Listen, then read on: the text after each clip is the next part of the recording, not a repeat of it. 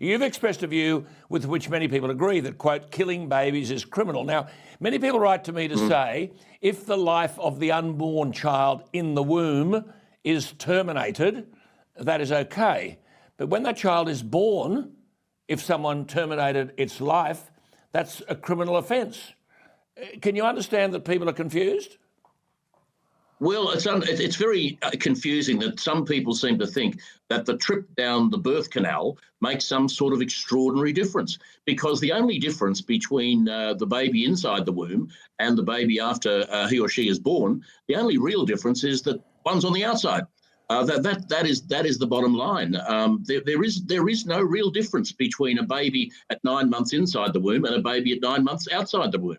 There is no difference at all, apart from perhaps place of residence. Yeah. Bernie Finn was alluding to the Supreme Court of the United States, which we've discussed here with Peggy, where the celebrated Roe versus Wade case is again in the spotlight. Jane Roe, in 1973, a mother, challenged Henry Wade, the district attorney of Dallas County, her right to abortion. The Supreme Court ruled then that the Constitution of the United States protects a pregnant woman's liberty to choose to have an abortion without excessive government restriction.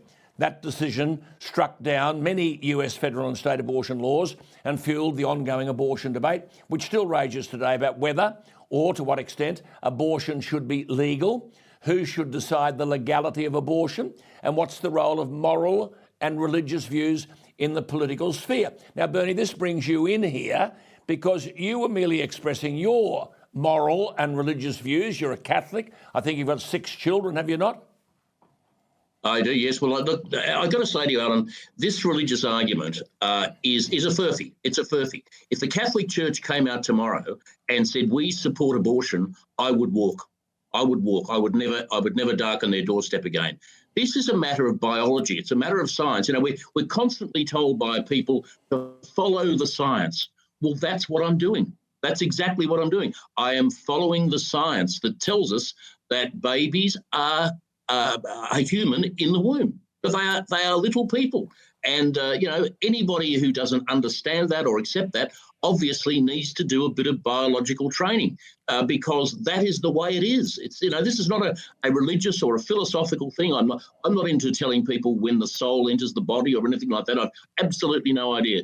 But I do know that these babies are human beings, and as such, they have the same rights that you and I have, and should be protected. In response to the comment that abortion should be available for those who've experienced sexual assault, you said that, and I quote, "Babies should not be killed for the crime of his or her parent." It's a strong point. Amplify it, Bernie. Well, the bottom line is that irrespective of how the child gets there, the child is still a human being. The child is still a baby and needs the full protection of the law. Now, I've spoken to a number of people this last week who have contacted me, women who have been raped and who really have decided, or they had decided for them, that they weren't going to have an abortion, and they've been so grateful that their baby was able to be kept, and they have been absolutely delighted as a result of that, and very happy as a result of that, even to this very day. I've also been contacted by a number of children, or adults now, but children then, who were conceived in rape, and obviously they are very happy that they are still alive. So this giant panacea that abortion seems to be, that if you've got a problem, have an abortion, it'll go away. That's just a nonsense.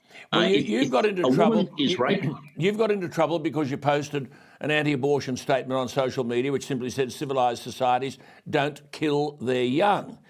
How is that controversial?